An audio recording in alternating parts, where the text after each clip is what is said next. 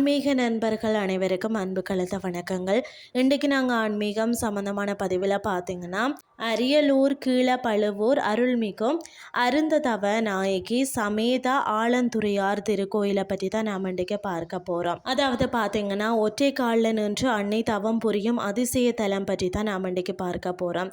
அரியலூர் மாவட்டத்தில் கீழப்பழுவூரில் வீற்றிருக்கும் அருந்தவ நாயகி அம்மனின் சிறப்புகளை இன்றைக்கு பார்த்தோம்னு சொன்னால், கைலாயத்தில் பார்த்தீங்கன்னா விளையாட்டாக ஈசனின் கண்களை பொத்தியதால் ஏற்பட்ட தோஷம் நீங்கணும்னு சொன்னால் அன்னை பார்வதி பூலோகம் தவம் புரிந்த இடம்தான் இந்த யோகவனம், அதாவது பழுவூர்னு சொல்வார்கள்.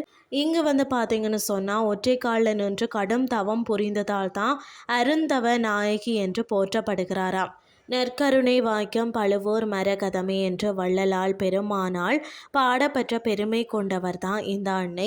பொதுவாக அம்மன் நின்று அல்லது அமர்ந்த கோலத்தில் காட்சி அளிப்பார். ஆனால் இங்கு அன்னை யோக நிலையில் அருள் பாலிப்பது தான் மிகவும் விசேஷமானது.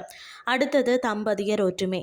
ஈசனை நோக்கி அன்னை தவம் புரிந்து மீண்டும் இணைந்த தலம் என்றதால கருத்து வேறுபாட்டால் பிரிந்திருக்கக்கூடிய தம்பதியினர் இங்கு வேண்டிக் கொள்ளணும்.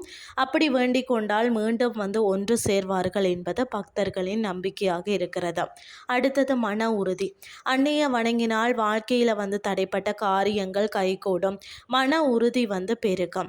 அமைவிடம் பார்த்தீங்கன்னு சொன்னால் அருள்மிகும் ஆலந்துறையார் திருக்கோயிலில் கீழப்பழுவூர் அரியலூர் மாவட்டத்தில் தான் அமைந்திருக்கிறது.